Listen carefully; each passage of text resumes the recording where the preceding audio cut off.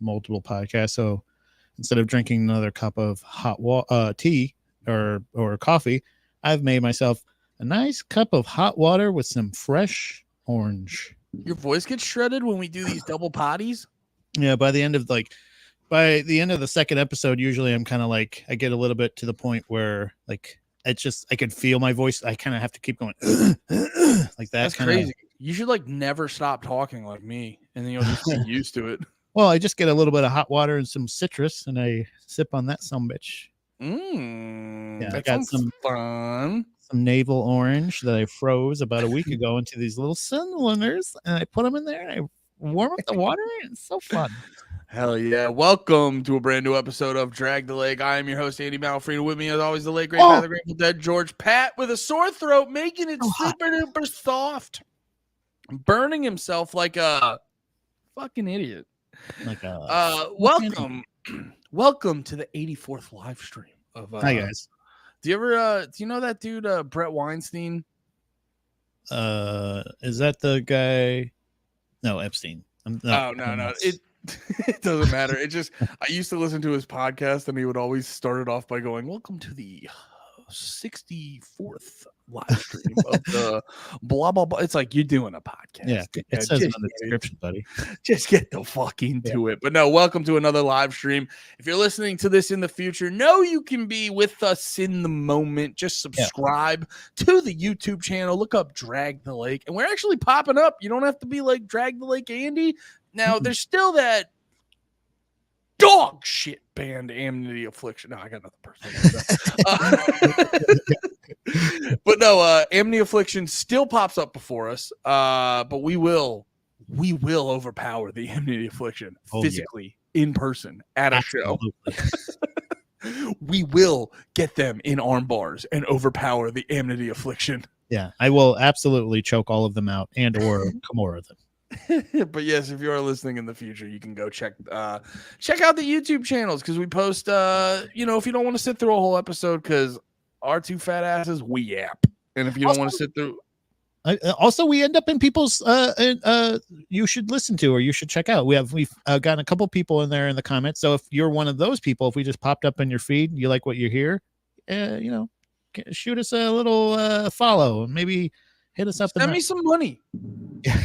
Send us some money. Why are you looking at your beer? What happened? Were you poisoned? Oh no, it was fizzing up. But I will say it was very funny. I went and I grabbed 2 more before the start of this, and then because I have to go grocery shopping later, and Steph stopped me. She goes, "Hey babe, you gonna be good to get groceries?" And I went, "Maybe," and I ran into the room. No, I was like, "I'll be fine."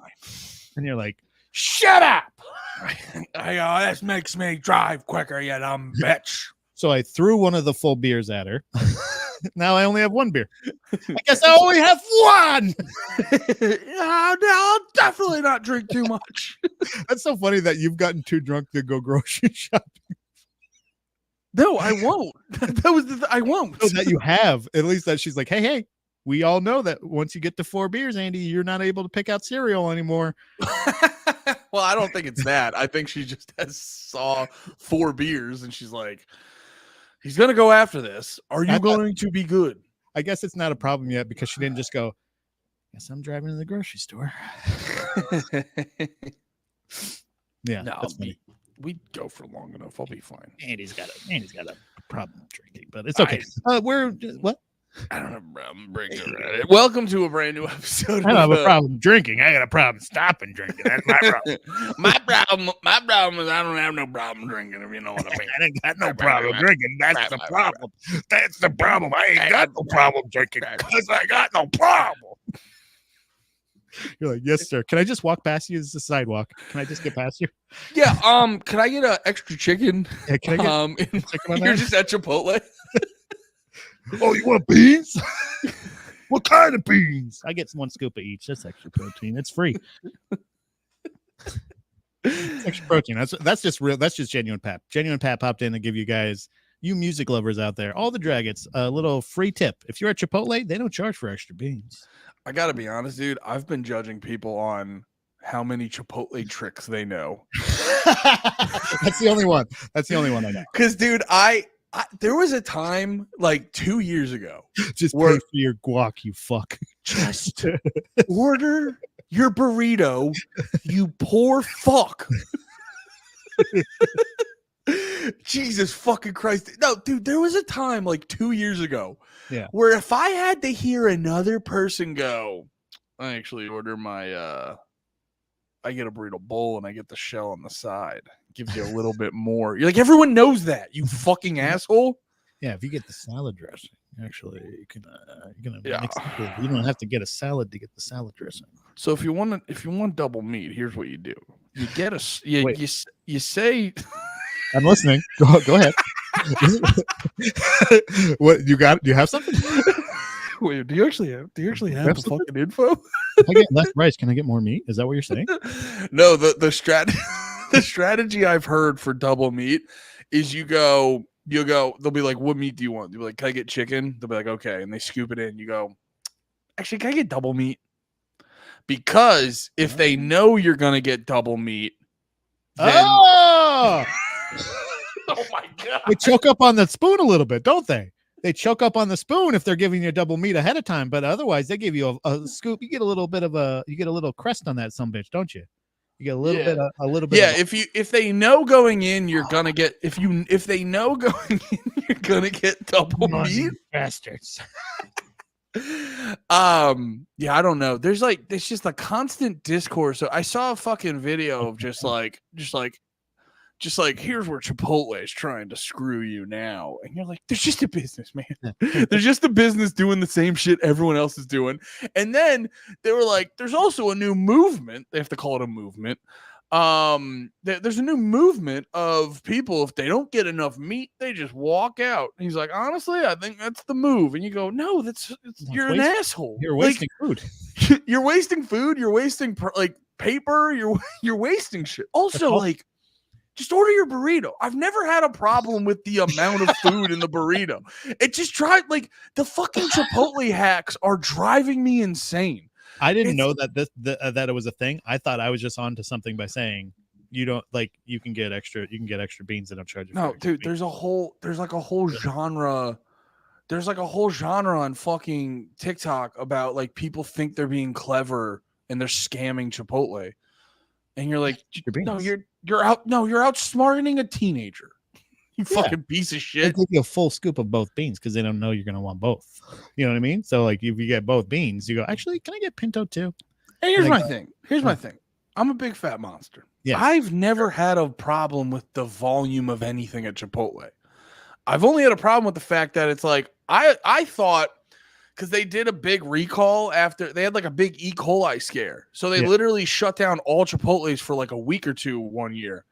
And then it came. I just remember the food just not being as good. Because I think all the kids were overcooking it and shit like that. To make sure it wasn't raw or anything.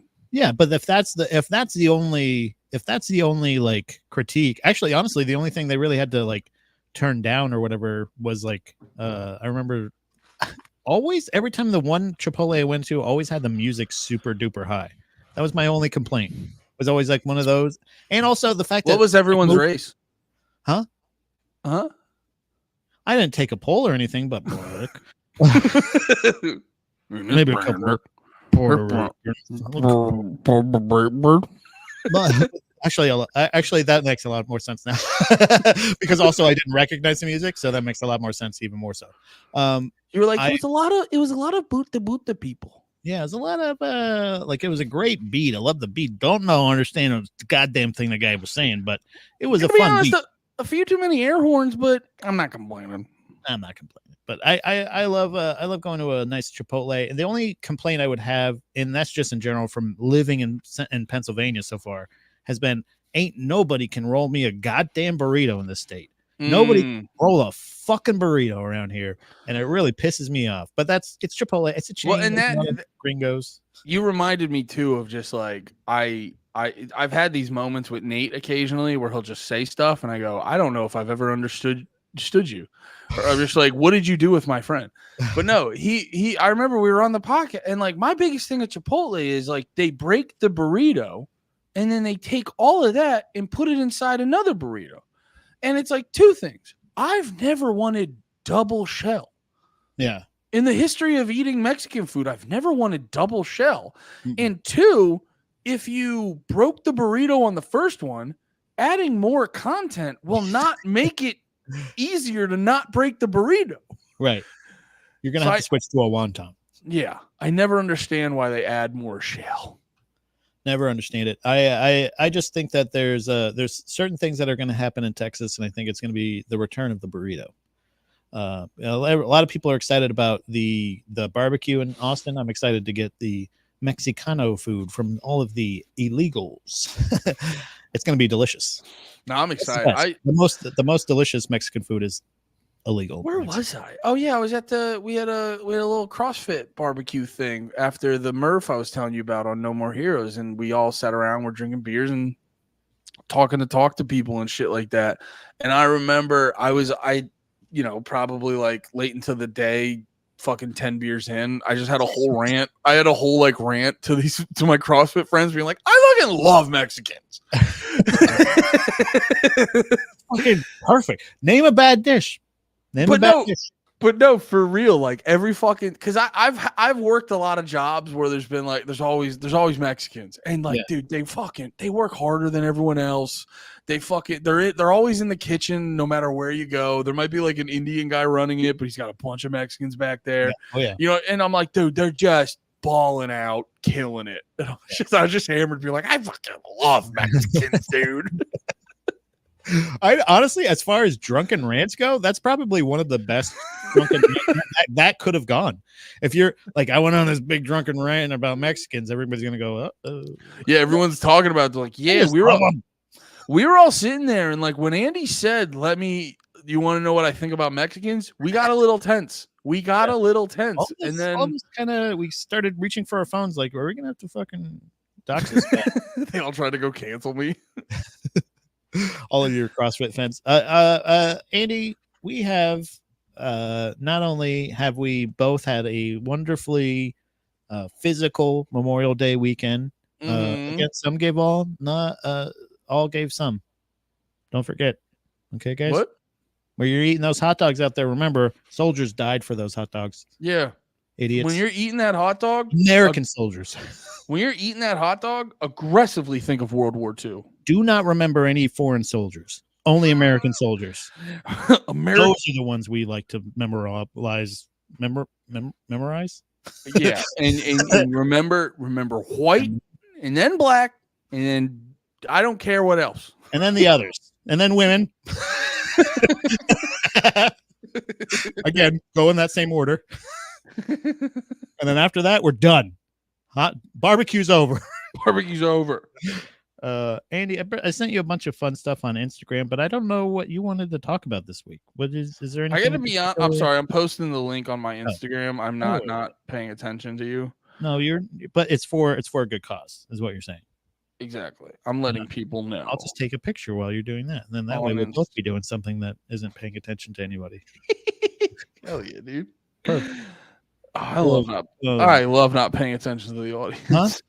I just gotta figure out what song I want to add to this video. Probably something cool. Are we going to talk about Kublai Khan at all? Are we going to talk about Danzig at all? Are we going to talk about Kublai Khan? Yeah. What did Kublai Khan do? They canceled a tour with Asians. Oh yeah, you just want to talk about how their lead singer's dad is dying? It's very sad. I want to. It's still news. No, it's interesting. Actually, I will say, there is. He drew in the post was actually something kind of interesting. Like he was kind of like, "Hey, yeah, you guys love old people, right?" I feel bad now because I love Kublai Khan so much. And Matt Honeycutt's the fucking man. So that was just a joke. Any offense, I apologize. I love you so much, Matt. I love you so fucking much. Don't listen to this podcast, please. Please don't listen. Please go back in time and don't listen to that. What if you? No, it was an interesting post because it is like an interesting. We always joke about it with Bathtub Keith, like the different reasons to like cancel a tour. I know who the fuck was it? There was one of those like more mainstream metalcore bands that they're kind of like a pop band, like they're just like a pop rock band with a metalcore sheen. They just had to cancel a tour, and it was like mental health shit. And a lot of times with these tour posts, they're always like fascinating to me because I'm always like, there's like, I don't think you're telling me the full story at all. And I don't think you're telling me the full story at all, because it is just an insane thing to be like, yeah, I'm having a bad mental health week. We are going to cancel an entire European tour. Yeah.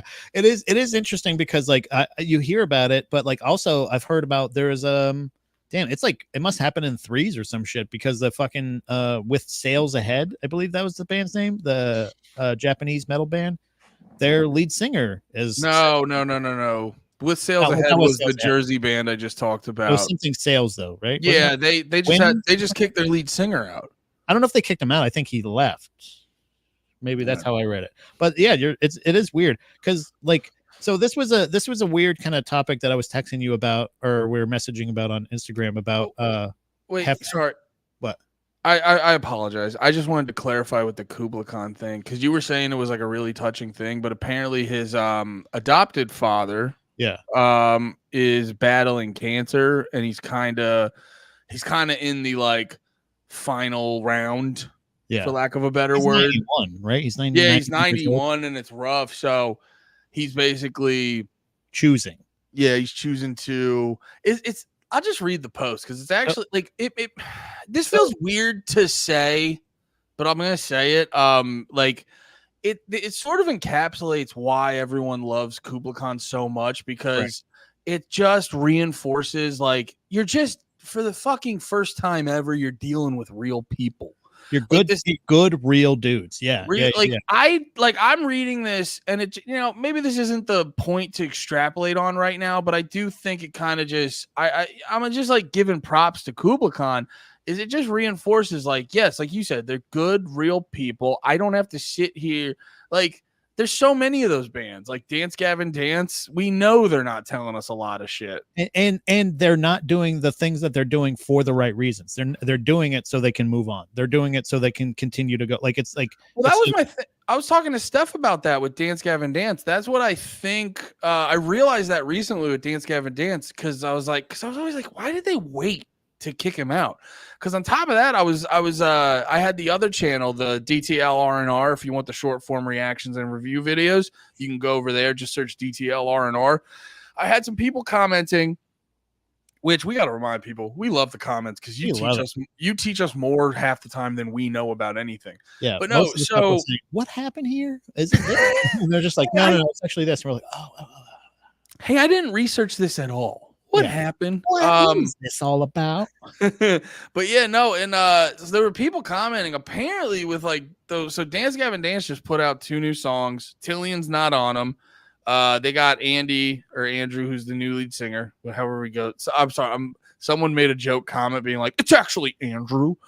But no, their new leads, their guitarist, who now is like their main lead singer, Andrew. He's doing like the main vocals on the song, but apparently they recorded those 2 songs already with Tillion at Tillion's home studio. This is a rumor. Someone commented at Tillion's home studio, and then kicked him out of the band.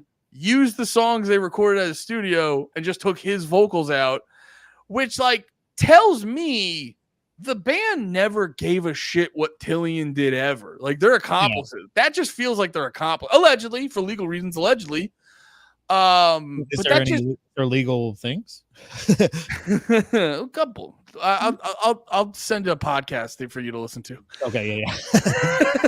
I guess I'm not up to the exact allegations, but yeah, go ahead.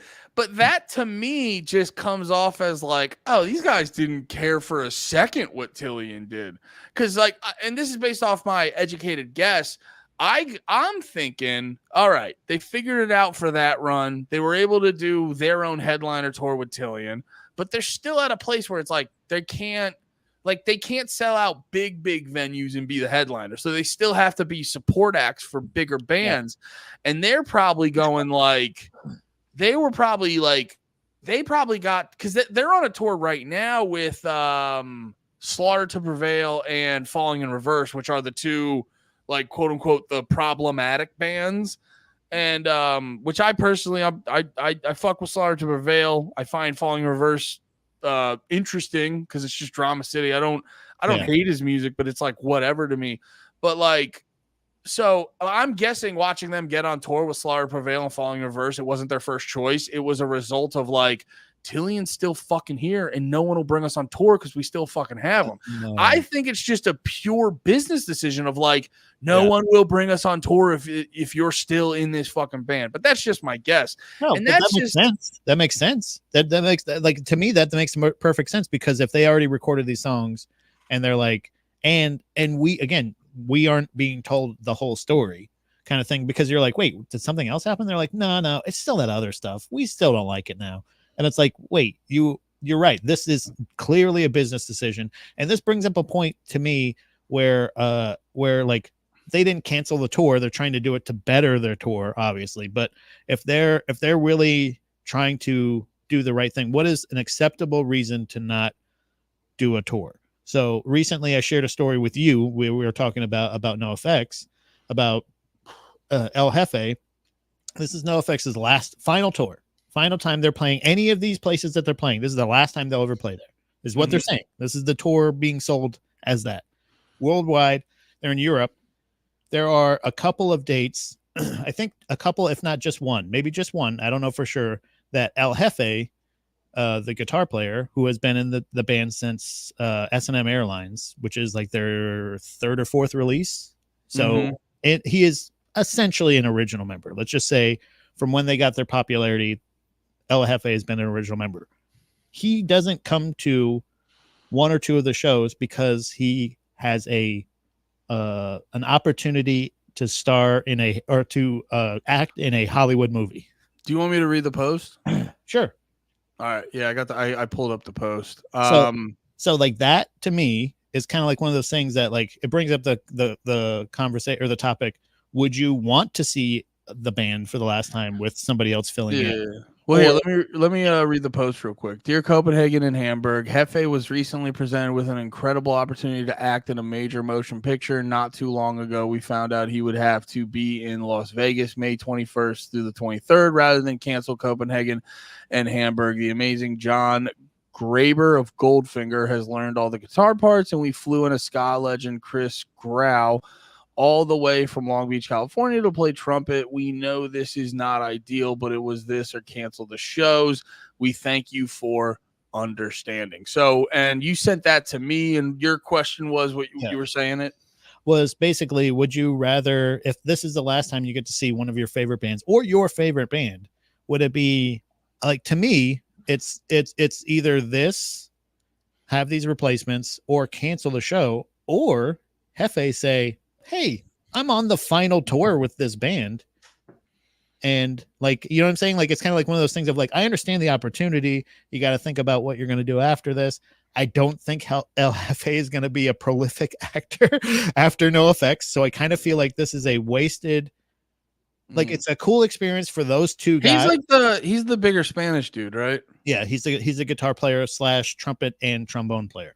So gotcha. So he is somebody who is like, again, not to mention. So this is the point I guess I was bringing it with El Jefe in particular. I feel personally this is not an acceptable reason to not play shows on your final tour.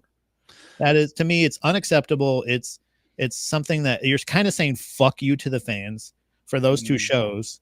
And I understand you have a great opportunity, but like you're specifically choosing to not play these shows. Whereas Kubla Khan, I feel like it's almost like I'm more proud to be a fan of Kubla Khan because because of their post and because of their honesty of saying, I have to think about the betterment of my career after NoFX, since this is the final tour and this is a great opportunity for me to have a career in something else besides music. That would be a more acceptable, instead of being like, well, it's only this or cancel or reschedule with El Jefe or him to just do it. Like, I feel like the opportunity in Hollywood, to me, that rubbed me the wrong way as a NoFX fan, being like, this is your final tour, guys. This is supposed to be a once in a lifetime opportunity to say, this is the final time you'll ever get to see these guys play live. And Not to mention, and if it was anybody else, if it was Melvin, if it was the drummer Eric or Smelly or whatever, or there some of their other players that they have in the back, it wouldn't matter as much because El Jefe and Fat Mike literally banter in between each song, and it's entertaining there too. That's part of the noise. So if you just have dickhead Goldfinger guys, no offense, but like, you know, who the fuck are you? I don't like. Oh, is he Mexican? I don't know who he is. Like, you're gonna make fun of him. We don't know anything about this guy. Is he even Mexican? Mexican? He's John Graber. That's who he is. Yeah, John Graber, the legendary Goldfinger guitar player from Goldfinger. You know that guy, right? John Graber. I'm just saying, like, this is a legendary punk band that you're seeing on their final tour with this guy filling in. Like, to me, it's kind of like it kind of brings a whole through line of like when doing the right things for your band for the right reasons. Canceling this tour for Kubla Khan makes so much sense as human beings, and it makes me prouder to be a fan of theirs. Whereas NoFX, it kind of rubbed me the wrong way. As you're on your way out the door, you're gonna be like, by the way, these two places, fuck you guys. Like, let me read the Kubla Khan thing real quick, and I do want to be. Yeah, I feel bad what I said earlier. I do. Well, no, it's sad. It is sad, but I do want to be sensitive to the real life thing going on. But you know, as a show, kind of just talking about the music industry and stuff, it is because it does feel weird to be like, this makes me love the band. You're dead.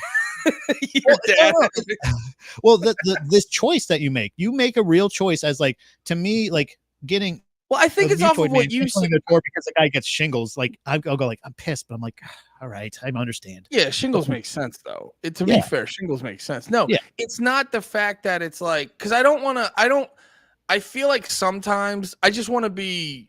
I also want to be real because I think sometimes when you're talking about these subjects, you can sort of drift far away from the human element of it and just be bogged down in the analyzation of it. And so I don't want to be, I don't want to drift too far from like the real human element and the real thing that's happening. But it just like, there is a side part of this whole thing where it just like, it reinforces, all the positives about this band and why they fucking rule and why, like it, I just like how they are because I feel like it shows, it shows everyone else like you can do this music industry thing and be a real human being. You can have character and still be an incredible entertainer and artist. Like that's the thing. Like you don't have to be like, not all statements need to be these big grand political like statements. Sometimes it can just be like, hey man, my pep is sick and I'm gonna fucking take care of him. Fuck you guys. Like not fuck you guys, but like fuck you guys. No, it's not even. Yeah, it's okay. It was extremely heavy heart that I say we will be unable to leave the country to fulfill our Japanese shows or the Blood Axe Festival. As many of you know, DW, my adopted father, has been battling cancer, completing 12 rounds of chemo as well as radiation at the age of 91. To put this in perspective, he has now reached a point that I must intervene and make decisions for him. His physical and cognitive health are slowly sinking to a state where he cannot care for himself properly. Despite that, I'm proud of how far he's come and his will to maintain himself the best he can. I've been spending our Texas shows traveling back to be with him while in this state. And it's abundantly apparent that major changes have to be made to his health care and living arrangements immediately. I feel a sense of guilt and shame for letting down our friends in Japan, but the guilt and shame I'd feel if I didn't stay and protect DW dwarfs those thoughts and feelings. So I must apologize while also doing my job as a son and a man. I'm not Japanese, but I've always respected and admired the dedication to the Japanese nation hold towards their families and elders. So I must now do what needs to be done back in Texas for the only real family I have left on this earth. Thank you for your understanding, and I hope we will be allowed to return at some point. For everyone who's kept up with DW's health and well-being, thank you. Thank you from the last two Honeycutts in our bloodline, Matt Honeycutt. And so I read that, and like there's the first stage where you're just like, yeah, obviously, dude. Yeah. You know what I mean? It's not even a thing. It's not even a thing. Family, yeah. Exactly. But then there's like, and you're like, okay, like, then there's the other part where now your fan brain kicks in and you're just like, how's this band perfect all the time? Like, because I think being a music fan, it kind of coincides with why I called our other podcast No More Heroes. Because it's like, I just was getting sick and tired of just being let down by some sort of established thing or person or whatever. Like, I was just sick of getting older and being let down. So it's why like Kubla Khan's my favorite band. It's why Run the Jewels is my favorite rap group. It's why like my favorite things are my favorite things, because I'm just like, wait, you're like, how do you just never let us down? It makes me scared that Kubla Khan, like something wrong's going to happen. It reinforces the fact that like you like, because you can only like with the type of music that we listen to for the most part, like they're just genuine people who happen to get popular because of their talents. So like, it's not like they're not people who strive to become famous. They're people who strive at the art that they're performing. So they're like, I'm really good at this. I have to do this. Hopefully I can make some money at it. Yeah. I love doing this. And there's a humbleness and there's like a realness to it. But like, there's also the fact that like, that nobody has necessarily gotten to the point where they feel entitled to like I feel it's just as simple as this. They're basically making the statement before they have to make the statement. And when they're put in the opportunity to do what's morally right, they always make the correct decision. And it never feels calculated. And they always tell you about the decision that they make in the clearest and most concise way, that they don't have to do that. This is all very personal. And whereas a fucking like a dingbat fucking celebrity like Lady Gaga would be like, I have a personal family matter I need to address. But like the fact that he's being so genuine and he's being so transparent by saying, I feel shame and guilt because I understand that you're letting somebody down, but like you are doing it. And that's the thing, is when you're doing the scary or morally correct thing when nobody's asking you to. Like nobody's asked you to do that. Nobody asked him to stay. He's making the decision to stay to help his family. And it's one of those things that like it's so he has nothing to apologize for, but just the fact that he made the statement as transparent and as genuine as he did, it makes me feel like proud to be. That's what I'm talking about. Here, I want to say this because you helped me realize something that because you know what it was. It's like anytime I hear heavy topics, my brain goes to like, all right, make jokes about it so you don't have to feel real. Don't diffuse.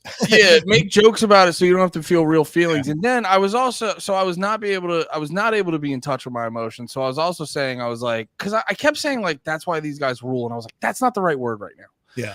It's not the right word. That's why they're admirable. But yes, and like as you were explaining that, I go, yeah, this is why I'm not just a fan of these guys. Like I respect the hell out of them because it's constant showing of just being real motherfuckers.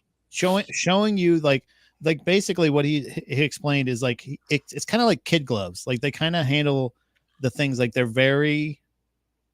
Like the way that this was handled, I feel like they did something like this before. They made like some kind of statement before too. See, this doesn't feel like kid gloves to me, because I think a lot of times people in certain positions will go about certain topics with kid gloves, and in that you don't get the full message that they're trying to give you, and then you get people like wildly speculating and all this other shit happens. And I think this also proves like if you're just straight up and real with people, you'll get real results. It goes back to like, if you ever watch any of those prison reform, if you ever watch any of those TV shows where they're talking about how do we fix prisons, and then they like go in and treat them like fucking animals, and you're like, well, you could start by not treating them like animals. You know what I mean? It's like it's like if you treat them like shit, and then you're gonna get reactions of them treating you like shit. Like I know it's weird. Obviously, if you're in jail and you got a bunch of fucking pedophiles and rapists and murderers, like, you know, have fun, lock them up. Yeah. Fucking do it. You use them as the basketballs when you guys play outside. You know what I mean? Like lock them up, throw away the fucking key. You know what I mean? Steal their breakfast. Like, I don't care. But like, you know, that was the last one. Steal their breakfast. That was muffin as well. You're like, all right, Andy, we're on YouTube. You can't say crazy shit like that. Use their head like a basketball is a very cute way to say like smash their head on the pavement. Yeah. See which one's the best to use as a football. And you know what the best part is? I feel like Kubla Khan would agree with that as well. Yeah. You know what I mean? Cool. It's like one of those things. They're like, yeah, hell yeah, guys. But no, it's like you see it with all the prison shows. It's like you still have to, even some of the worst people, like if you want results, you still have to like treat them with a moniker of respect and shit like that, you know. And what I'm extrapolating from that is like on a broader sense, it's like there's so many times, and you almost like respect it as a fan, where like you respect me enough to talk like, and I'm not just talking about this specifically. I'm talking like every time they do anything. Yeah. It's like you talk to me like an adult. Yeah. You talk to me like an adult. You talk to me like a person. You don't talk to me like you don't talk to me like I'm just like a fucking ATM. You know, how do I get money out of this guy? Which I'm not even like, I've said it a million times. Like I want bands to make money and shit, but there needs to be in the one-on-one personal experience. It's like it can't just be a thing of like, how do we extrapolate all this money? It's like, no, how do we give, you know, that's like with bringing it back to Kubla Khan. Like they do such a smart thing where they have unique merch to every place. And it's like, they obviously want our money, but they're trying to get our money in a way that respects the consumer. They're like, I've bought a lot of their merch. It's very comfortable. It's very nice. I've bought their knife. It cuts really well. You know what I mean? It's like, we're going to make a shit ton of merch all the time, but it's going to be good, high quality, dope, cool merch and shit like that. And it's just, I just appreciate it when it's like, dude, you can do this a way where you respect the customer and then the customer will respect the people and the band and all. It's like, we can do this way that provides mutual respect and it makes everything a better time. I think that's the relatable part of it, is the fact that, you know what this is? This is service industry energy. This is great customer service energy all day. Is like, obviously this is a very personal matter and you have no responsibility to tell us any of this, but that's the other part. They don't need to do any of this. And another thing, when we're reading this and he's saying, so I feel like I have to cancel this tour or whatever, all of us are like, obviously, but sometimes, so like, this is how I relate it to customer service. I learned while working at a place when it's super busy and you're working where like all the customers are standing in front of you or something like that, and you're trying to do all the shit, just simply pointing out that you're sorry about the wait, you guys are working as hard as you can. They can see that you guys are working as hard as you can. It is obvious. But sometimes just pointing that out and just being like, hey, I just want to let you know, I'm sorry. They go, oh, no. You don't. Not only does it change their perspective from being like, come on, you know, like, but that now they're like, oh, no, we're not mad at, no. It kind of just changes that thing of like, it's not manipulative, but it's just transparent of being like, hey guys, I know you can see that all of us are trying, but we don't hate you. We're humans that are trying our best here, and we appreciate you guys being patient. Yeah. Oh man, that's really cool. Thanks. And that costs nothing. It takes 2 seconds, and like literally, this is not necessary, but it's like going above and beyond. It goes back to what I said earlier, like that interaction you talked about at the restaurant.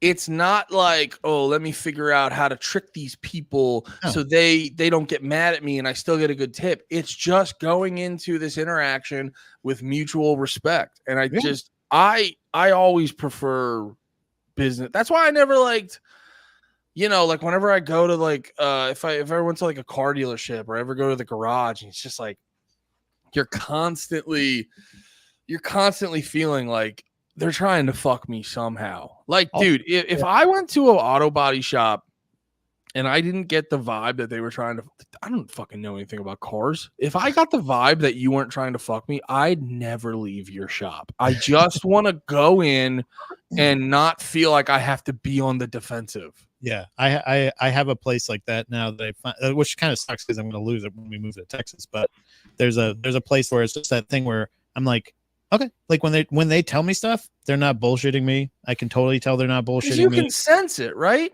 Yeah, they show me pictures. They're like, here, this is what I'm, and they actually explain to me what's wrong with it. Here's a cute cat, and you're like, that's such a cool cat. I'll buy brakes. But no, they show me pictures of the car, Andy. But no, it's a thing where like you're just like you just have to go. It's not like it's just literally just showing that extra like effort of being like I'm being reasonable and concise with you as a person of like I've been in the situation you've been in and I understand with you. I didn't forget about you. Like everything's there. I've been checking in on your order, whatever it is. You know what I mean? Like just that little reassurance of like, hey, we're really busy. Sorry about that. Like again, it's just a thing where you don't have to do it. It's not like a thing. You don't have to explain any of this shit to us or anything. But the fact that they do this and the fact that like I at no point do I ever feel like this is him trying to garner sympathy. Like I'm sure he's probably like, I'm not doing this for just the hey, love you, sorry, or whatever. I'm sure he appreciates it, but I'm sure he's basically saying like, this is what's happening. Sorry, I can't do it. And he's not doing it for praise. He's not doing it for any of that. He's just being transparent. I totally believe that 100%. I would bet my house on it.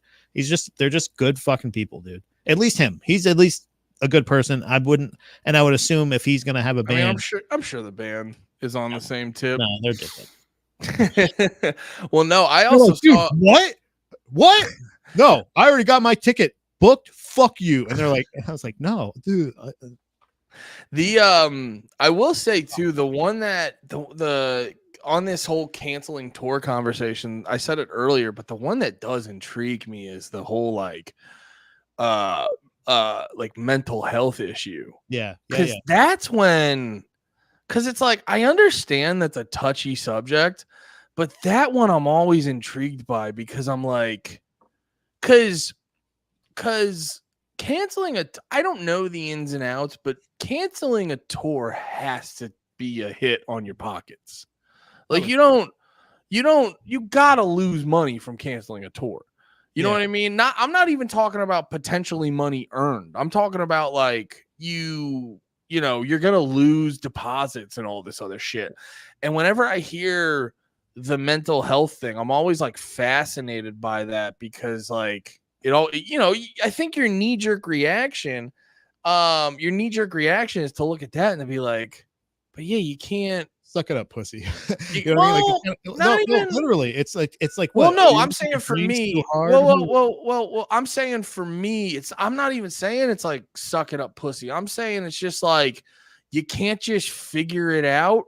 You know what I mean? Maybe I'm saying the same thing and not the same words, but it is just like, dude, that's a lot to just cancel because you're like feeling a little. But maybe if someone's like legitimately suicidal or what, I don't know. It's just. The whole canceling a tour on mental health reasons seems wild to me. Well, the thing is, I think it is just generally, I think most people kind of have the thing of like, yeah, we're all mentally ill. We get it. Like, it's like, but it comes down to, I think, I wonder just sometimes of like, it's just, they can't take the rigorous tour schedule. So like, I think what it comes down to is a band not being able to continue with the members that they have at that pace, because we both know like a lot of bands go like night to night, like in a van. It's fucking, and it's not. So I guess at a higher level, like let's say a Gaga or got your Timberlakes or whatever, who else? There was another, Taylor Swift is the biggest bitch in the world. We got it. If she said, I can't do it because of mental health, I'd go, do it. You know what I mean? I go, nah, do it. You got to do it. I'd be like, you're wrong. Yeah, you're lying. Yeah, I think you can. I think you can. I think, but like when it comes down to like, because you're going to get off the stage after 3 hours of working your ass off, you're going to go back to your hotel room. You're going to be live on a cloud. You're going to be filled with all, a beautiful excrement of all the most endangered creatures or whatever rich people eat. I don't know. But I think there's just something about when it's because in a band, like let's say, I don't know if maybe Dance Gavin Dance even, I don't know. But like a lot of these bands, they have like other jobs or day jobs or whatever. And also just regular problems in there too. Totally understand if you have to deal with it. And you don't have to be as transparent as this, but being vague makes me feel like it's an excuse or a lie. You know what I mean? When you just say mental health issue, my meds are not right, because you gotta, I don't know. Then you're sharing. Well, that is a hard information. Yeah. Here, can I say that that's a hard line to walk where, you know what I think is important in those? Because it is like, what do? You're like, yeah, my meds are off this week, and sometimes you don't want to share every little detail of what your like mental health issues are and this and that. But also at the same time, I think in that realm, what's important is to, you don't have to be like, you don't have to like bitch up to the fans, but you can almost like acknowledge their concerns. You can all be like, I understand. You can acknowledge their concerns. You'd be like, I understand this is out of left field. I understand. I understand I'm being cagey. I understand I'm not giving you all the info, and I could understand everyone's being a little confused right now. But I feel like we've built some trust up as a band with our fan base. Just trust me that if I don't do this, I'm worried something bad. There's a way to go. There's a way to go about it where you don't have to like, because I do think it's like, I don't know, dude. Like, say if you're like fighting with your fucking wife and for some reason you got to cancel, you don't want to like divulge every personal fucking detail in this and that. But I do feel like there's always a way to be like I said before, almost respect the audience and respect their concerns. Because I think that's part of, like, I don't know. You owe the audience, somewhat of an explanation, because the whole agreement is like, all right, you're in the band and I'm the audience and I'm going to buy your shit. So, it's understood that you're going to be like doing tours and stuff like that. So if you're not going to do it, you got to at least give me a good enough explanation.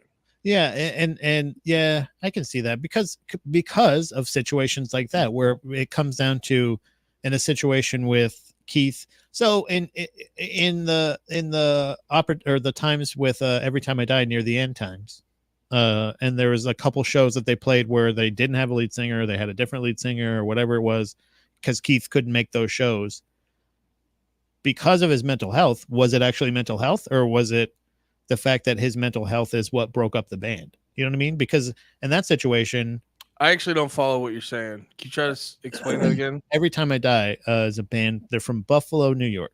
No, don't do that. Don't do that. Shut up. You're being nasty. No, you're being nasty. Always go for the joke. You said always go for the joke.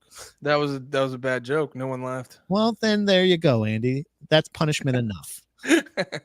But no, when Every Time I Die, near the end of the band's existence, like a lot of the shows they were playing were one, like, Keith wouldn't be there. Yeah, he wasn't there. Yeah.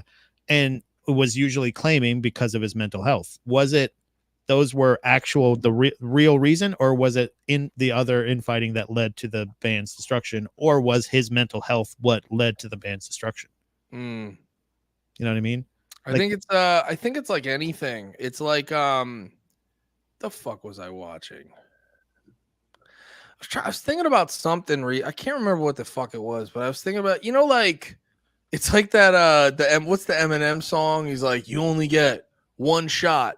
And like, people have that mindset where there was like, if I wouldn't have done that thing, everything would have been perfect. Yeah. Yeah. I think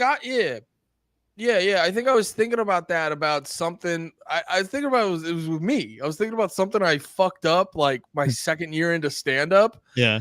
And I was just like, oh, I just would have done that right. Things would have been a lot better. And then I stopped and I go, no, you've been the way you are the whole time. Yeah, this is how you always would have attracted the same type of people and had the same type of people want to distance themselves from you. It just because you've been the same way all the time. Right. And it would have gone this way more or less the whole time anyway, just because of how you are. And that's not good or bad. It just is what it is. So there's no real chicken or the chicken and the egg thing kind of is. I was like, why did I bring this up? Yeah, for the Every Time I Die thing. That's right. I'm not making it to the grocery store. No. Another one, maybe. No, that's right. Pick me up some more beer from the grocery store. While you're at it, could you get all of the groceries? Get 12 beers for me from the grocery store because I ain't going. Take that, But you no. fuck.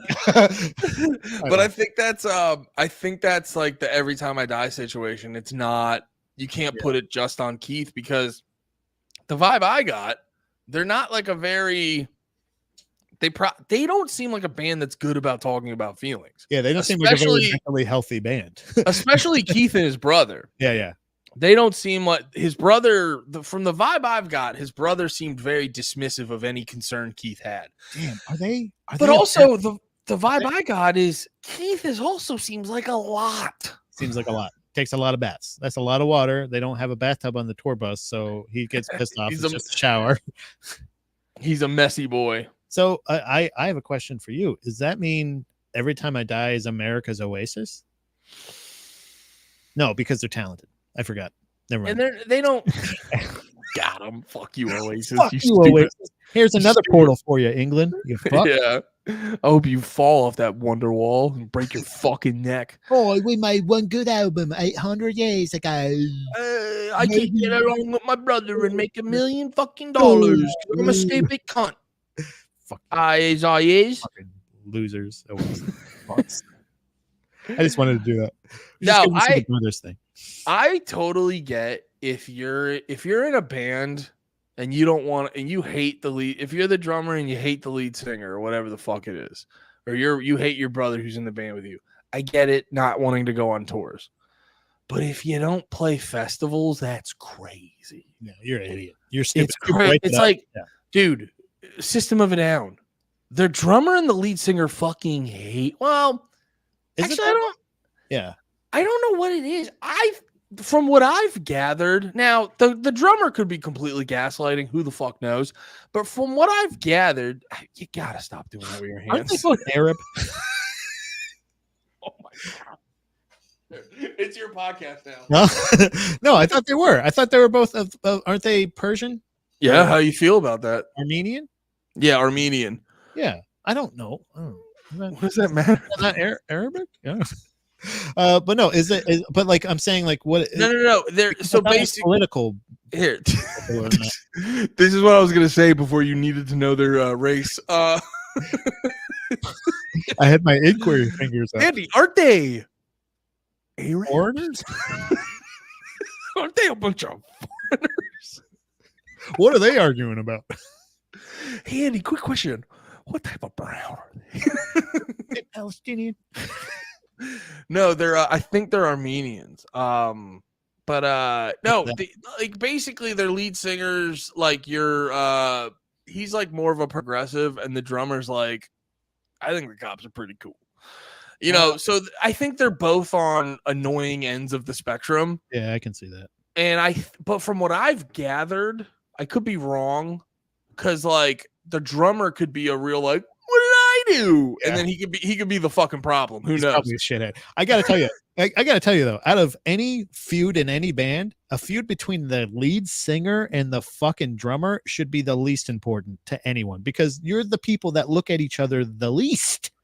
Like, what are you doing? Like, you, the lead singer, can go anywhere on the stage and never even look at the drummer, not even once. But that's the thing. It's not on the stage. They're good on the stage. They do the festivals. That's what I was trying to get at. It's like System of a Down.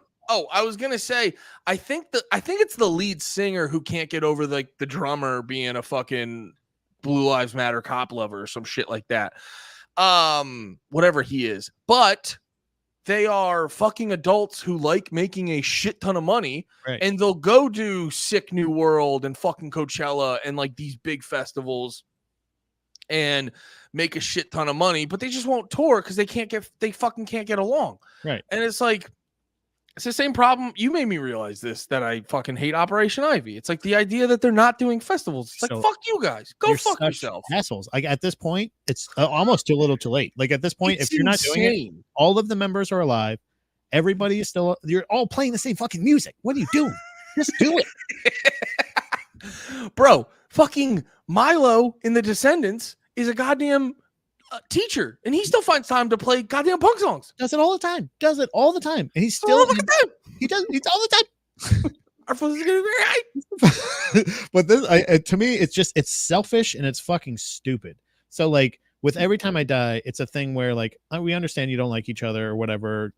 And we pointed out a million times those guys had a grueling fucking schedule. They were touring like crazy, obviously writing like crazy. Then they all got their side bitch jobs, whether it be author, wrestler, painter. They're all doing their fucking fun extra things, and then they're just like, fuck it. But like you said, why is it fuck it? That's the end. Same thing with NoFX. Why is it fuck it? That's the end. You could have your own festivals. You could do like again, Tid the Season. You couldn't do Tid the Season every year. You're not gonna actually celebrate Christmas with your family still together. Apparently not. I heard I was talking to somebody on Instagram, and from what I heard, apparently like there was a point where like Keith, I think their mom allegedly was like choosing a side, and I'm like, damn, if mom is choosing a side between the two sons fighting, that's bad. Their mom's like, I gotta be honest, Better Lovers is a better band. Hey, I choose Jordan. Yeah, Jordan's such a beautiful painter. Keith, I wish you wouldn't write all those evil words about the suicides and whatever. Here's my thing. I'm about riffs, and Many Eyes just doesn't have riffs. Yeah, she's just a fan of riffs. That's all it is. Actually, by the way, I think possibly their mother may have passed away by now, but I don't know for sure. So all due respect, we got a lot of death on this episode, guys. A lot of some of our favorite bands. Hey, they're people too, and they lose family members as well. Don't forget it. Yeah, man. Yeah, it's crazy. I don't get the whole. Why not do festivals? Yeah, it's interesting. Did you have anything else? I think didn't I send you that Danzig video? Yeah, because I just want to rip on Danzig for a little bit, if you don't mind. Oh yeah, can I use the restroom real quick? No. Thanks, buddy. Nope. I said no. I said no.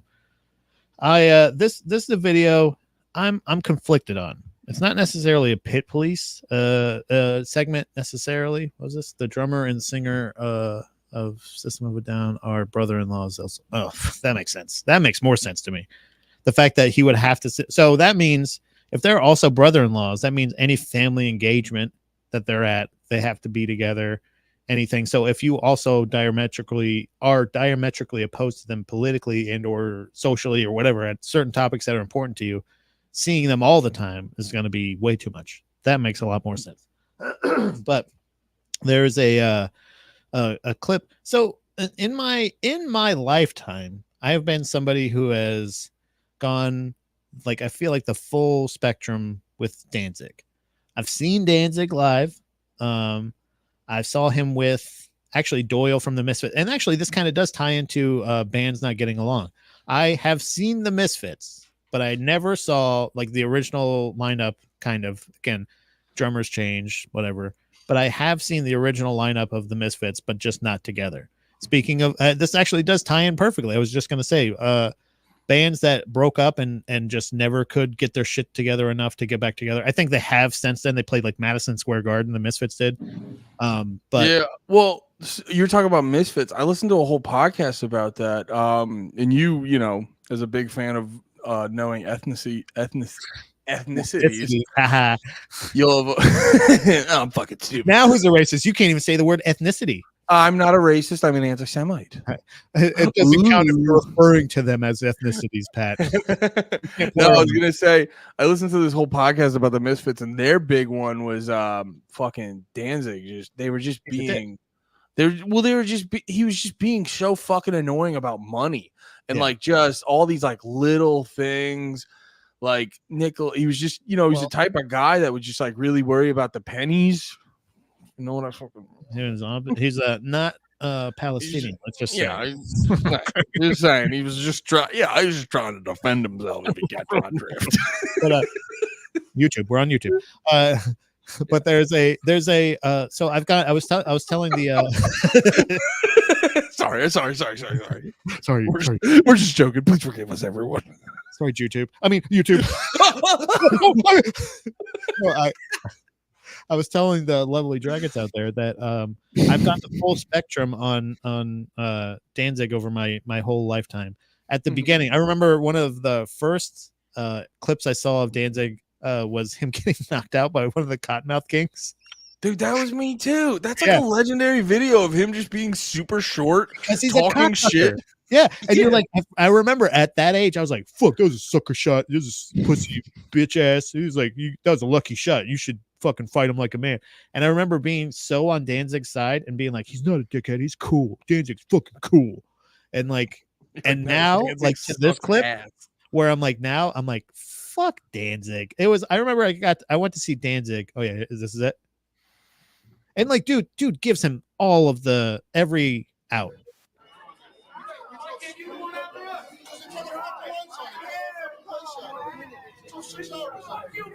Yep, question first. Okay. By the way, kind of looks like it's like staged a little. It looks fake here now that I'm watching it, but he definitely gets clipped. It looks because like the camera's to his back and everything. But like if you see it, I like, mean, he kind of goes with the punch. Like Danzig rolls with the punch and like kind of falls. It looks like a wrestling punch to me now. Like here and then like he swings wide. Unless he clipped him in the temple. I'm like, that's the only thing I could think of and fucking slept him. And you can see his bald spot on the way down. That's fucking also Danzig could also just be, I got hit, I'm gonna fall to the ground. Oh, I'm gonna sue you now. Oh, Once I get the right backs on the rights back on last caress, I'm gonna sue you. he goes, ow, mother. Because he hurt himself. God damn it, Pat, you son of a bitch. Got him. But now I'm to the point now where I'm watching him after having to suffer through half of a Danzig set before he actually brought Doyle out and hurried through a bunch of Misfit song like rapid fire. It was cool as shit. That was the only reason I went to see Danzig, and the rest of the show was meh. So Danzig to me has been, from what I've noticed, has been quite a cocksucker. And yeah, Pat, I think that's his MO. He's a fucking cocksucker. He's a short cocksucker. That guy, which is probably one of the best cocksuckers. But dude, they're closer to it. They get quicker to the cock. Dude, and that's where that's where the fans need to have like more self-respect. Yeah, because it's like what the fuck? There's like this joke about Lauryn Hill. You know Lauryn Hill? She's like an R&B singer. Yeah, familiar. Yeah, no, she's saying that personally. Yeah. Okay. I didn't know. I thought you knew her personally. We dated one time. No, Lauren, like you said, or Laura. Lauren? There was Laura Hill in high school. Is it Laura Hill from Laura Hill from Tampa, Florida University? Yeah. You went to Citrus High? It's not a real high school. No, but so there was recently, I don't know if you saw, actually I kind of wanted to bring this up. I know we can finish making fun of Danzig, but I kind of want to bring this up because Apple Music recently did like the top 100. Did you see that? Mm-hmm. And Lauryn Hill was and they did the top 100 albums. The Miseducation of Lauryn Hill got #1. And they posted a video of them surprising her with the award. And someone made the joke. They go, they had to surprise her because if they told her a time to be there, they knew that bitch was going to be late. Because that's apparently like a thing with Lauryn Hill is like she's notoriously like an hour or two late for all of her fucking concerts. And there's just like I get it. It's hard for people because there's such like an emotional attachment to music and this and that.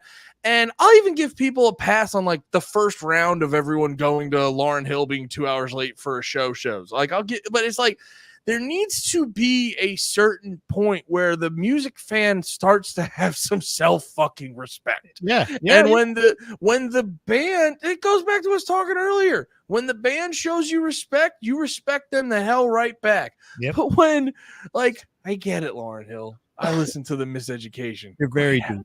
Great album. You're incredible. It was great. And honestly, no argument here. Yeah, why not? It's a really good album, accepted by a lot of people. I like it. You like it. Right?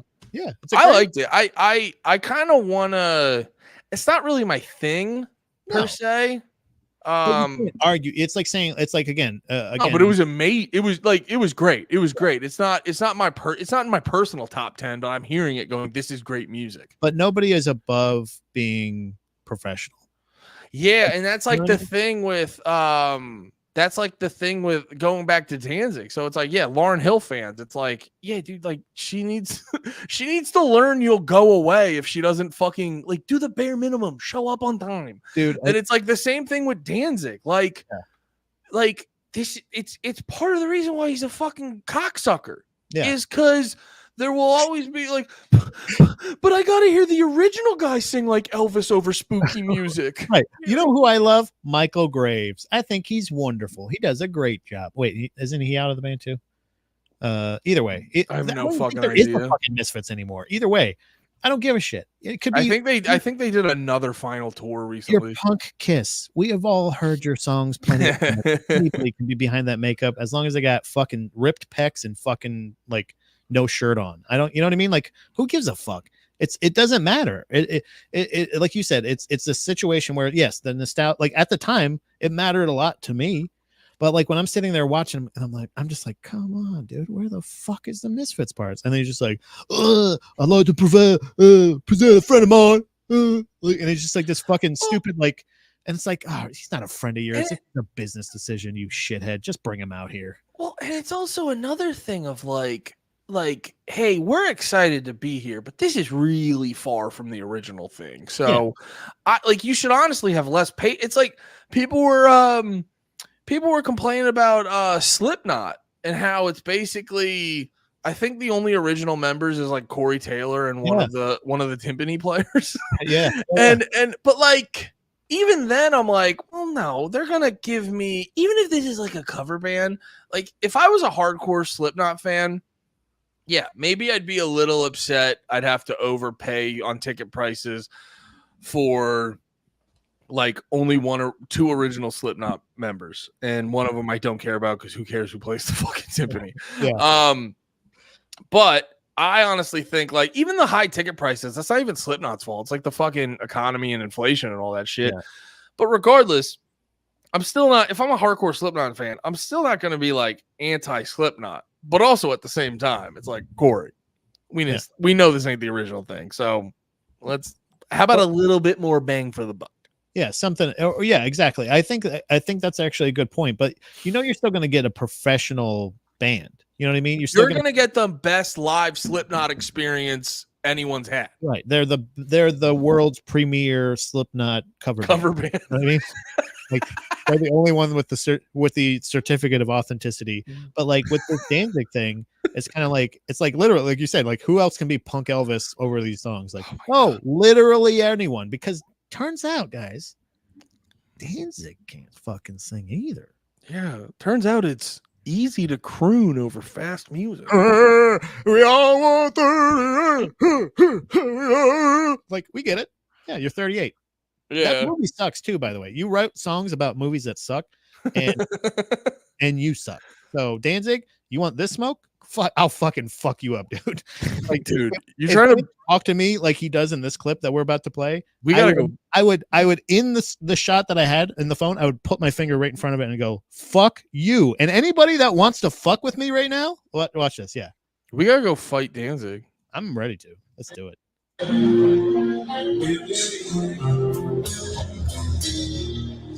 Somebody punch that fucking asshole right there.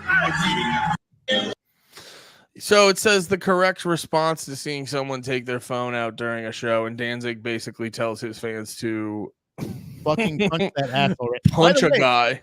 One person punches him, Danzig is liable. Speaking of fun lawsuits, that if he tells his fans to hit this person and anybody hits, which it looks like somebody does punch him.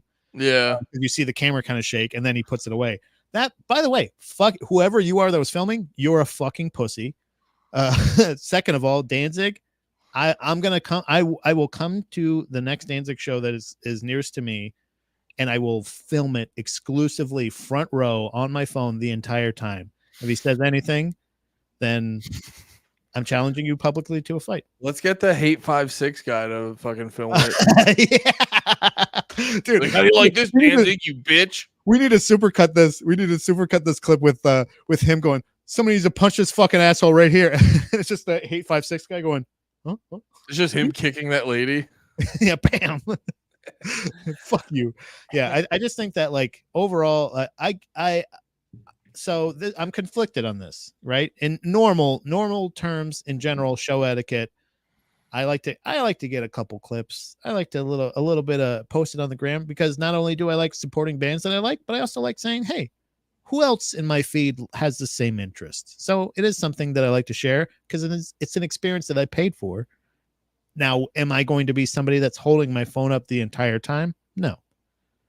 Was this guy doing it the whole time? Doesn't look like it. Looks like he wanted to get a little bit. Maybe he thought Mother was coming up. You know, that one song that everybody knows by you, Danzig, and nobody knows. Are you talking about the Danzig song? The one song, yeah, the one song Danzig does. Yeah, Mother, right? The one that everybody's like, can you do him Mother? him and Henry Rollins should go on a tour.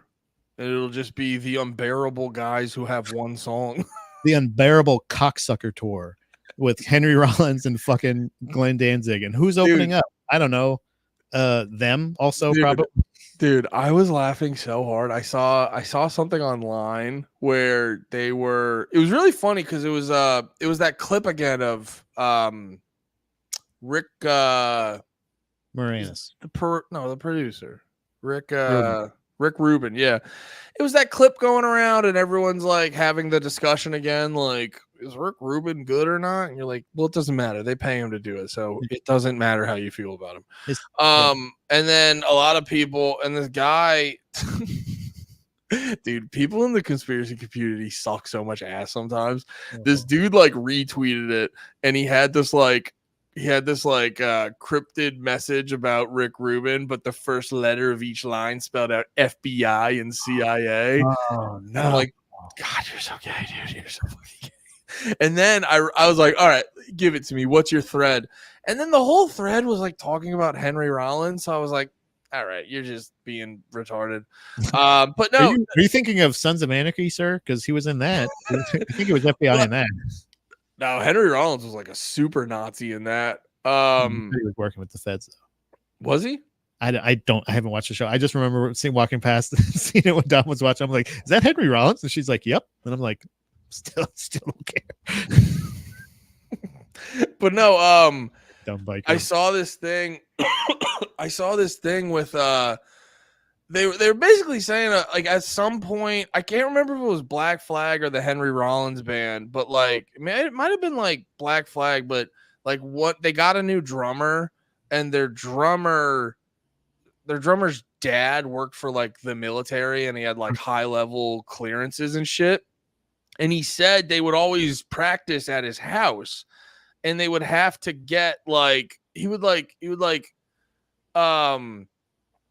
what the fuck was it? He would like interact with Secret Service agents all the time, and all. So he was trying to like do it to that. But then I start laughing to myself, because I'm like, yeah, that would make sense if Henry Rollins was CIA, because I'm like, that's the only reason why he's constantly in my face every fucking year. Because I'm just like, I'm not even trying to be a dick, but like, who the fuck likes this guy, man? I don't get it. I don't understand. Like, he's not a good actor, in my opinion. I remember being younger. I will say he's not a bad actor, but he's like, as long as it's B. Henry Rollins, he's a good actor. Yeah. But then every interview, they'll be like, this is where Henry Rollins really showed it to this guy. And it like, I remember there's this classic interview of him where he's like, he's with Black Flag, and some guy's interviewing him, and the guy's like kind of being I think he's just asking shitty questions.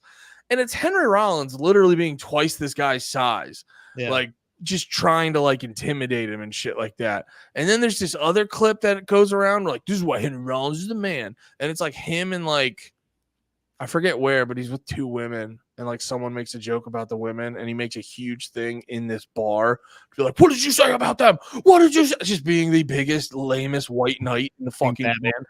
and then they play his solo music, and I'm like, his solo music is so fucking bad. That's very bad. It's so, and I'm just like, dude, and then, you know, his fucking I'm right and very aggressive fucking one-man show bullshit. And I'm like, is it literally just because he's like, I was in Black Flag? But that's what I don't get. Is that what it is? But that's what I don't understand, is how are you a major celebrity, or a celebrity to this caliber, where everybody knows you and you are the lead singer of Black Flag? That's your credit.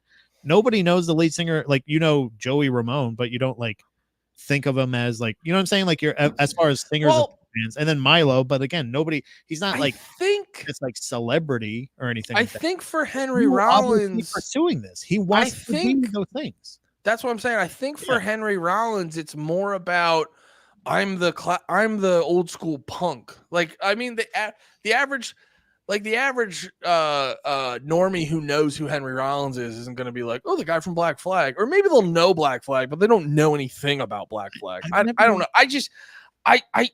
I'm amazed. I'm impressed that the guy's had such a strong career. I'm same. Yeah.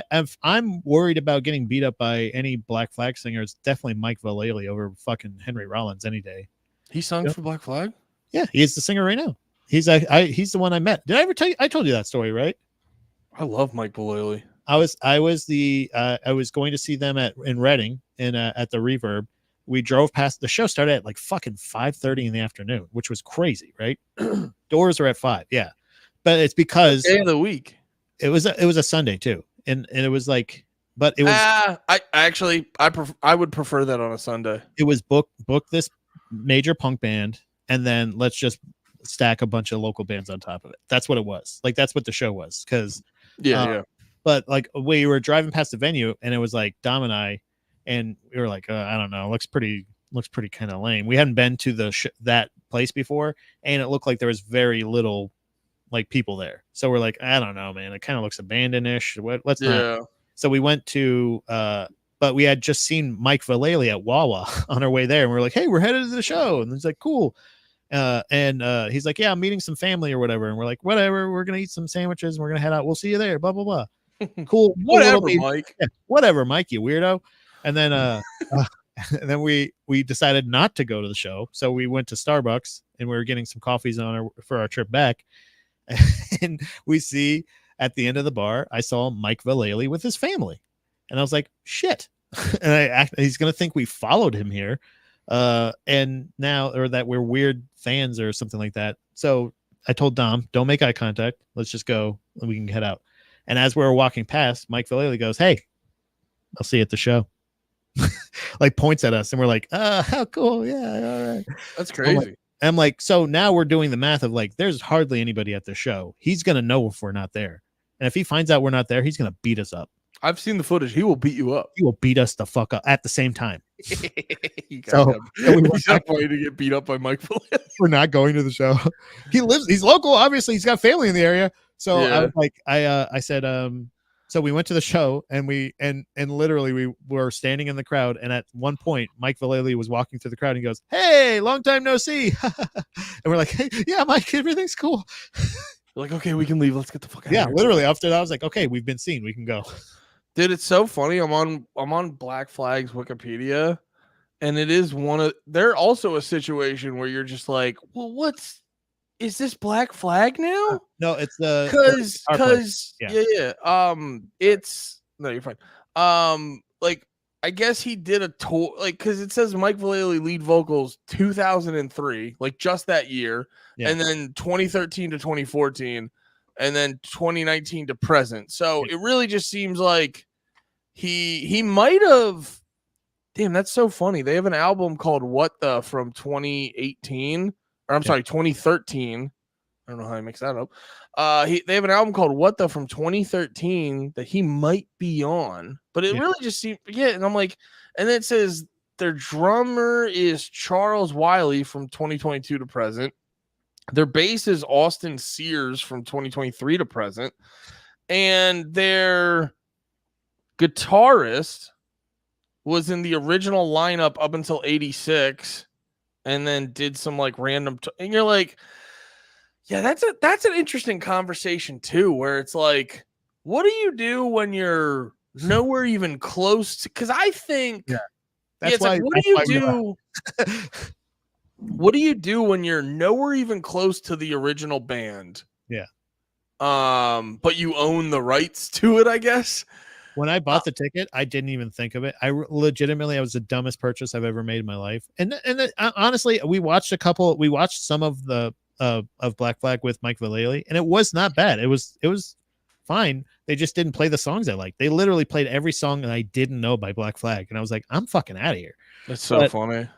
but they would. But in general, you're right. Yeah, it's like what are we actually seeing right now? We're seeing this is the dude. I'm telling you, the Band of Theseus. It's a thing. It's a real thing. It's just the name. Who has the rights to the name? When I bought those tickets, I was like, cool.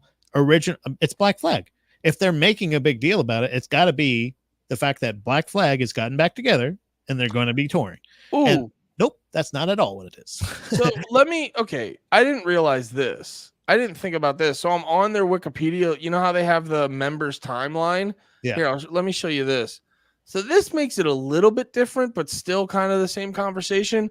Because I didn't realize this. Black Flag was strong from 77 to 86. Mhm. And then they never play, and then they stopped. Looks like they did either a tour or a show in 03. Yeah, one. And then they probably did another tour in 2013 to 2014. And now they're just kind of doing a nostalgia thing post 2019. But it still begs the question where you're like, what is Black Flag at this point? Because I think, like, for me, like, okay, so a band like Real Big Fish, from what I've gathered, I think they only have 2 original members. You know, it's but funny. wait. But I think they only have 2 original members. But the way that the band is structured is for pretty much the majority of their career is like the lead singer did the vast majority of the songwriting. So it's kind of a thing of like, it's not the same, but as long as he's still there, it's Real Big Fish. You know, it's funny too. I was just thinking of this. Where there's other bands, like aside from like Zach De La Roca and Tom fucking Dickhead Guitar Morello, like you could see anybody, as long as anybody could play that, you really only kind of need Zach. You know what I mean? Like there's not a lot of for you, because you don't give a shit about Rage Against the Machine. Surprise. But I think a Rage Against the Machine fan would be very upset if Tom, because no. I know this because I was kind of feeling that earlier on the NoFX conversation, and I realized it's because I don't care about NoFX the way you care about them. Because I'm sitting here, because I realized it, because I'm sitting here like, I mean, who cares who's there? But then when you started talking about the banter, and then I realized, I'm like, yeah, dude, that's like Blink-182 when Tom DeLonge wasn't there, it was a different band because like it's a whole different personality and shit like that. So like for us, we don't give a fuck about Rage Against the Machine, but you got to imagine for a Rage Against the Machine fan, if Tom Morello's not there, they're pissed. Well, Tom Morello, I'm saying like Tom Morello and Zach, both of them are kind of important, but you're right. Yeah. I can see it that way of being like, oh no, I need Justin on fucking drums or whoever the fuck, whoever the fuck I don't know who the drummer is. But yeah, you're right. Yeah, I can see that. Like being like as a person who is a fan of that band. You know what I think it is? And I'm going to double check this on Wikipedia, but I'm pretty sure Rage Against the Machine was one of those bands who's essentially had the same lineup the whole time. I think so. So I think it's like so bringing it back to Real Big Fish or the Completely Innocent dudes we always talk about, Dance Gavin Dance. Uh-huh. They change lineup every single album. And Real Big Fish was a similar situation. They would change lineups almost every single album. And I think when the audience gets used to the fact that you're like, who's the trumpet player this time? Or who's the bass player this time? You get kind of conditioned to the fact where you're like, the lead singer's the band. Yeah. But I think when it's like Rage Against the Machine, because I'm assuming they've had the same lineup the whole time. But yeah, also at the same time, it's like, I don't know. I feel like a lot of people, they're like, oh, the drummer's not there. Yeah, I'm still going to go. Yeah. You know what I mean? Like we were talking about the Foo Fighters, the whole Dave conversation. Like there's like certain times where like, you're like, it's kind of just the lead singer, but you're right. As if you're a fan of that band, your favorite band, you're going to know. Yeah. Wow. Rage has had the exact same lineup the whole time. And that's the impressive thing that I really liked about NoFX as well, was the fact that it's been the same guys this whole time. Yeah. A lot of them. So it's weird. The thing I almost interrupted you when you were talking about the Real Big Fish thing was it's so strange. There's certain bands, I don't even think about that. But you're like, it's crazy but like a band like Pennywise, that's a little bit smaller and more like condensed.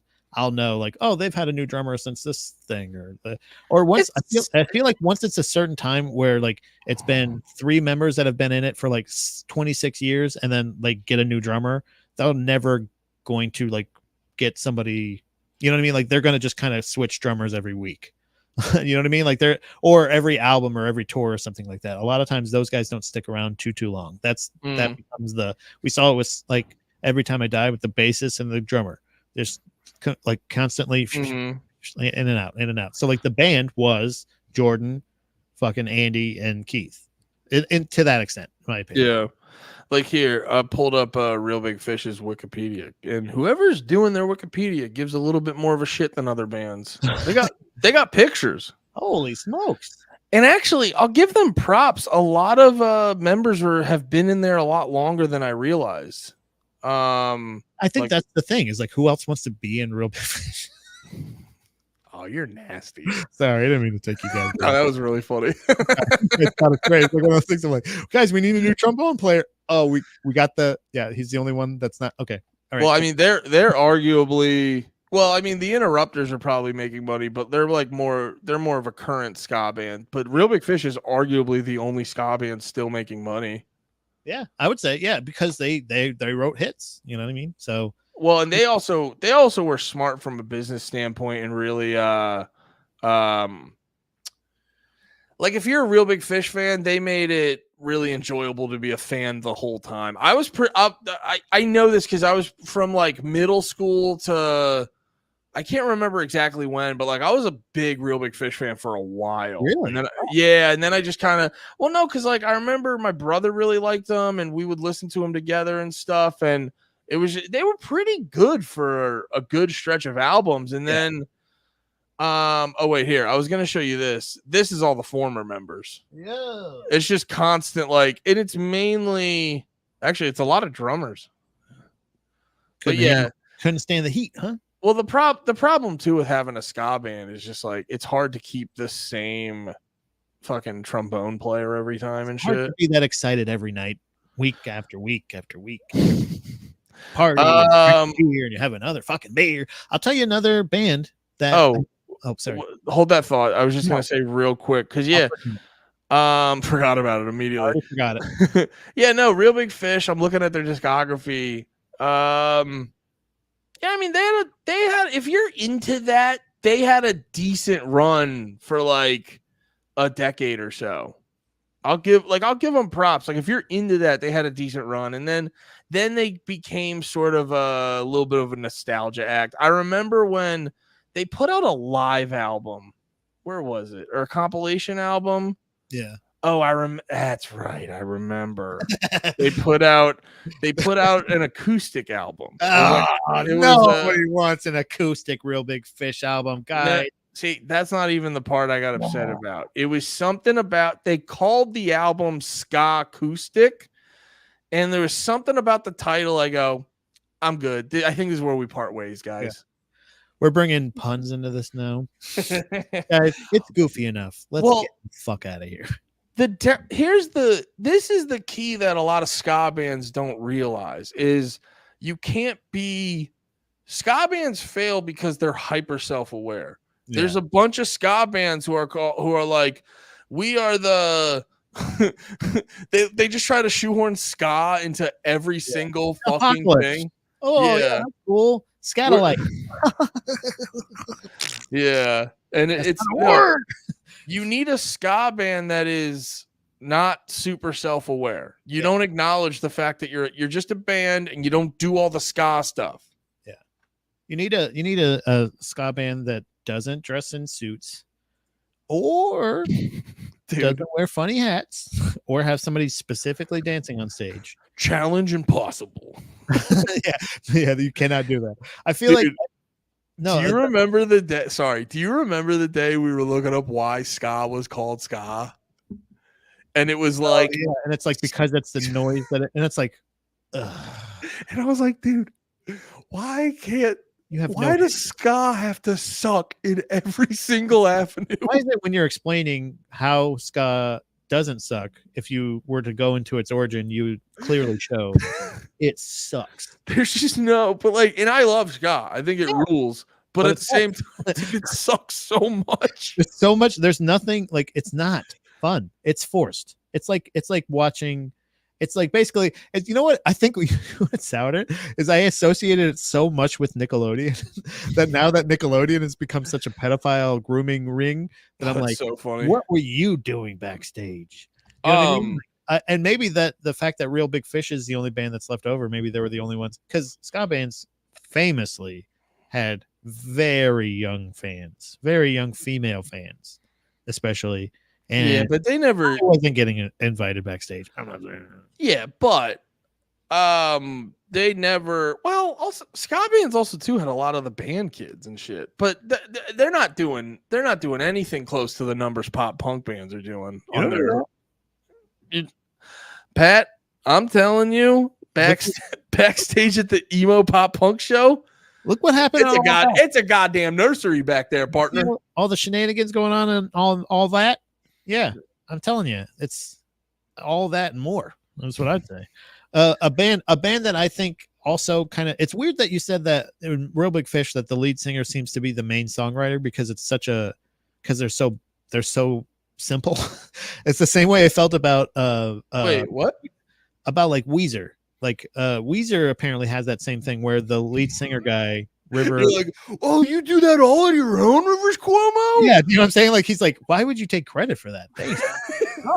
Oh, wait, you thought of all on your own?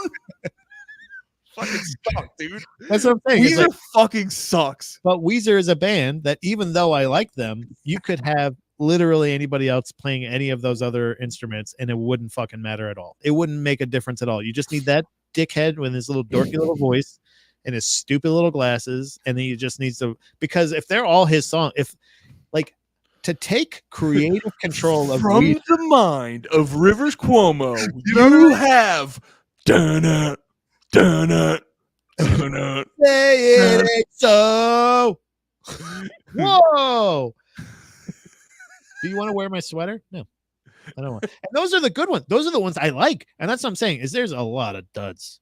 You take your car to work. I'll take my board. It's fun. It's fun because you surf. Is that right? You surf, Weezer? I don't believe any of you go out in the sun. I don't think any of you do it. No, Weezer's whole career is basically the equivalent of like someone holding up a like pocket watch, hypnotizing someone, go, you think fucking pussies are hot. that was the other part. Like Weezer was a big part of the wave of like, actually, pussies are fucking hot. Not we were talking about it. Yeah, we were talking about our normal heroes. Yeah. Real quick on the ska thing, I actually wanted to say, like, because the problem with ska is it's just like there's never a fucking ska band or an album that you fucking put on for someone and they're not going to give you a look and you don't have to give like a fucking I'm sorry I'm playing. No, it's good. It's good. It's good. Yeah, no. But I will say the only one of the ones that comes closest to that for me was actually which one was it? Shit. It was a Big D and the Kids Table album. Even that name though. No, they had an album Strictly Rude. And I would actually throw that one up with very little like no, just listen. Because I actually think they did a decent job on that one, actually making it palatable without overdoing the like goofy horns and all that shit. Against All Authority is a great ska band. Link 80 is a great ska band. Mm-hmm. Mustard Plug I think is great. Skank and Pickle is fun. You know what I mean? Like those are all ones that are like they're ridiculous, but they're ridiculous. Like that's the thing. They're the name of our band is Mustard Plug. Like it's like one of those things of like it's not going to be. We know exactly what this is. We're not going to think. But it's also like when you went to see them, they fucking ripped. You know what I'm saying? So it wasn't like beach balls and shit. You know what I mean? Kind of ska. That's the shit that I was like, all right, enough. Yeah. This is we're not supposed to be having fun. We're supposed to try to hurt each other. And when we hurt each other, we help each other. and then we cry a little bit, but nobody sees us because we're sweating so much. And then we get back in the pit and then we push some more because we feel. Am I internalizing, do you think? No, I think you're nailing it, dude. Mainly what I'm saying is fuck Danzig. I just want to reiterate to everyone out there, I've completely turned the corner 128 million%. Also, did you want to talk about that Linkin Park thing real quick too? Speaking of, let's can we let's play talk that? about- Do you think? I don't want to. It's Okay. the song, you know what I mean? That one, No, you know? but go look it up. Linkin Park. Linkin Park is there. I meant to bring it up a while ago because there were rumors where Linkin Park was coming back, but with a female singer, which I didn't know how to feel about that. And then you sent me that clip, and I go, "Oh, that works really well." And you forget, like, I haven't listened. It sounds like a man who's good. It's pretty good. No. I haven't listened to Linkin Park in a really long time, except that one time I sent you that clip. Did I send that to you? No, there was I saw you. I sent it to you. No, there was a different clip I was watching where it was a hardcore band was covering the one where they go, "Shut up when I'm talking to you. Shut up. Boo, boo, boo, boo, boo, boo, boo. Shut up. Boo, boo, boo, boo, boo, boo, boo." I did the noise already perfectly. I was helping. I mean, clearly it was perfect when I did. But no, yeah, no, I haven't listened to Linkin Park in a while, but then you sent me that clip and I was like, girl works pretty well in there. I don't know. It's not like so that is one of the lead singer of Linkin Park, right? Because the other guy's a rapper, MC fella. So that is the lead singer of Linkin Park. But is there? It's interesting to me that would make that big of a difference to people of it being a man or woman or anything like that. Just in general of replacing, what was his name again? The guy that autoerotic asphyxiated himself. Chester Bennington, or allegedly. I don't know if that's actually the cause of death. Chester Cheeto. Chester, not the name. I was talking about the cause of death. It was the alleged part. The name, I believe. Chester Bennington. Too many Cheetos. Any relation to Ron Bennington? Because I love that lots show. of Cheetos. Okay, so it's not a Ron and Ron guy. So there's a connection. I don't think there's any connection to Chester from this lady. I think it's just a lady singer that's coming into. I would just think that I would like to hear, because the reason I had such a high voice earlier was because I don't really listen to Linkin Park in general. Mm-hmm. I don't listen to Linkin Park, but I also, as an outsider, go like, that actually sounds pretty good. I think that sounds like, not that it's not replacing him. It doesn't sound like Chester, but it sounds well in his place is what I mean. And I think it's kind of smart too, because Chester was such a like mainstay of the band. He's such like a polarizing figure, and obviously after his suicide, he becomes such a he becomes so much bigger of a figure than just the lead singer of a band. Yeah.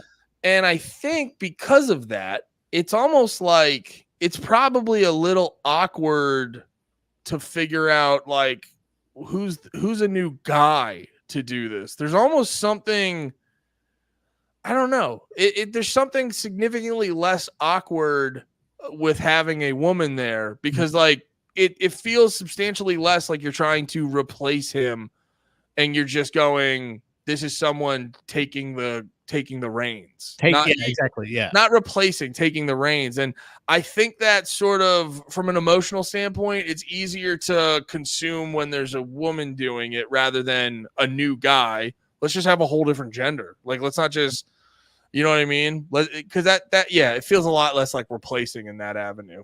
Yeah, I think overall, like the scream to me was a little bit lacking, but that's, I think, going to come over time. Or honestly, maybe that's not something that she's going to do. Do you know what I mean? Like I would just like to see anytime there's this. Why would she not do that? If I don't know, why wouldn't she do it in the clip that I saw? Do you know what I'm saying? Like, he did do it in the clip, but let's work on it a little bit, sweetheart. You know what I mean? Well, that's a different conversation. It is a very different conversation, Andy. You're right. That's a good point. Yeah, but then you said, but then that turned into she didn't do it. Not the real conversation is it didn't meet Pat's high expectations. She didn't do it. Yes, you're right. She didn't do it to my standards or what I would prefer in the band that I don't listen to. Sorry. I tried to cut you off because you were about to wildly Pat. I'm trying to combine speculate and pat in the same word. Ska. Yeah, you were about to go Scott. I was gonna scopulate. You're about to patsculate. Yeah, I think there's I just think that it's like it's a thing that overall like I would like to hear from a Linkin Park fan like what their takeaway would be. You're I like a like fan? Yeah. So you would approve of Pick an album and a track number, and I'll tell you the song name. all right. Their third album, I don't know the names. 4. The Sweater Song by Weezer. Shit. That was really good. Yeah, That's dude. good. Do another one. I didn't know Rivers Cuomo had Give me another one. Give me another one. Second album, 8th song. Brain Stew by Green Day. That's not right. I don't think that's That's right, actually. I'm a big Linkin Park fan. I'm actually a big Linkin Park Are they fan. a cover band? I thought that. Are you thinking Me First, Gimme Gimme's? It's kind of a meta thing you wouldn't understand. I don't understand meta. You're right. That's why I don't have Facebook. I think there's like a weird I think there's a weird thing where like and this sounds kind of strange, but like if they have passed away, it makes sense to replace them. But if they're still alive, Yeah, they're not going to do a good job in their current state. yeah. Honestly, it was pretty lacking. Honestly, her scream was better than Chester's at the time. At the time, You fucking rascal. It's You're his- Matt, you're a naughty boy. You're a naughty boy. I hate it. But yeah, If I had a trained sniper on you right now, I'd give him the go. oh, you did. That just happened. Yeah, I think it's cool to, but like if it was like the guitar player or something like that, this kind of goes with our whole when is it gonna not be Linkin Park anymore? When all the members die? Yeah.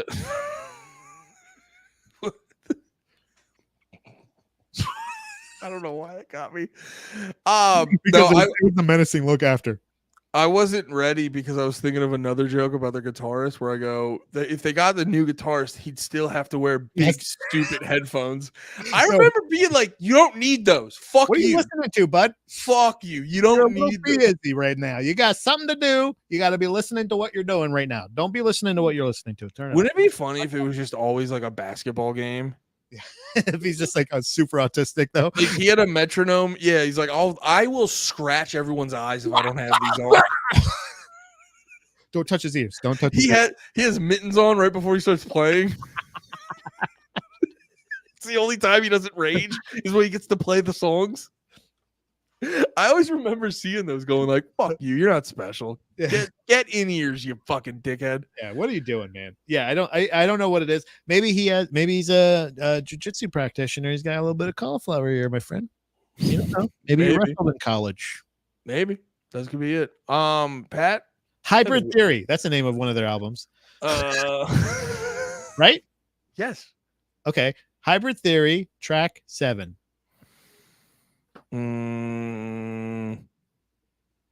Something. No, fuck. Something. I actually I don't know who I'm talking to. Something Authority. What is track number 7? Oh, you actually know? I just Like you're listened to that the other day, actually. Really? How was it? It was good. It's a good album. It's a really good album. I think the next step for Linkin Park is obviously just to go back and re-record all their albums without Chester and with this new lady in place. Just his parts. Just take those out and just have her replace them. And then we memory hole the nation. And we go, like, Chester who? yeah, we just Mandela affected you fucks. Hell yeah. I think we done did it. Pat, you think we did it? Shut up! Wanna talk to you? Oh yeah. Everyone just crashed their car. You guys have been great for listening and watching along. We appreciate you. Thanks for hanging out with us. We love you all. Thanks for all the comments, all of the likes, all of the subscribes, all of the follows. Please make sure that you're sharing the page with everyone that you know, especially if they won't like it, because we like spicy comments as much as we do constructive ones. Mm-hmm. All right. Still engagement, you fucks. Have a good one, everyone. I love all of you, individually and collectively. Individually. Bye. All of you are my